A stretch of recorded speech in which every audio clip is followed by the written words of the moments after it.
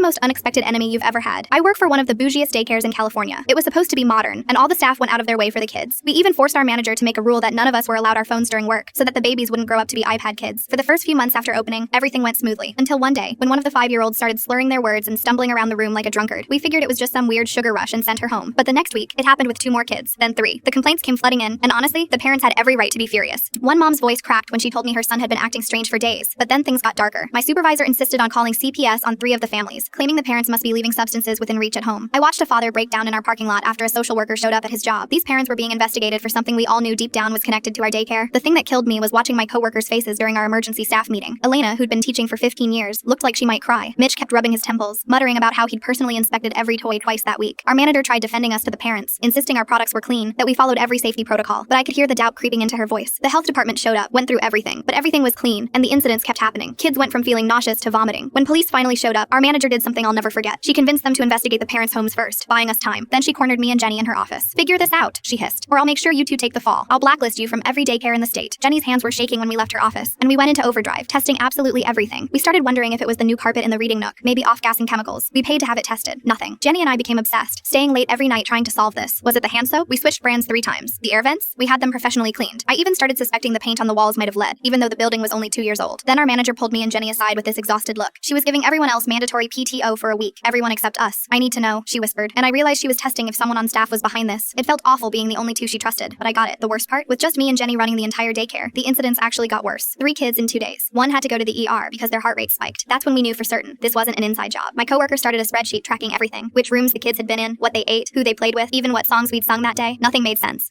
The only consistent thing was that it happened in the afternoon, and the symptoms: dizziness, slurred speech, sometimes nausea. Parents were pulling kids out daily now. We went from 60 enrolled to 23 in 3 weeks. Then one night, Jenny and I were going through our tracking sheets for the 100th time, sitting on those tiny plastic chairs at 11 p.m. My eyes were burning from staring at lists when Jenny suddenly grabbed my arm. "Wait, look at this." She highlighted every incident. Every single one of them was in the art room that day. My heart started pounding. We practically sprinted down the hallway, flipping on lights. The paints looked normal. Markers, fine. Then I opened the Play-Doh cabinet. The containers looked exactly like always, bright colors, properly labeled. But when I opened the blue one, there was this faint chemical smell that made my nose tingle. It was wrong. My hands were shaking as I opened another container. Same smell. The next morning, we had the Play-Doh tested. Positive for traces of sedatives. Someone was spiking our Play-Doh. But here's what made me want to scream. I knew every person who worked here. I'd seen Tom spend his own money on better art supplies. I'd watched Maria come in on her day off when a kid was having separation anxiety. These weren't just good people. They were people who dedicated their lives to children. We were a day away from shutting down when one of our delivery drivers mentioned something weird. He'd seen someone from Happy Tots, the daycare across town, near our delivery entrance 3 times in the past month. Our security footage showed the same woman, always wearing a Happy Tots polo, always there right before our Play-Doh deliveries. The detective's face changed when we showed him. Turns out Happy Tots had been losing clients since we opened. The woman in the footage was their assistant director. When they arrested her, she said we deserved it. I was about to show her what she deserved too. Full story on channel, link below.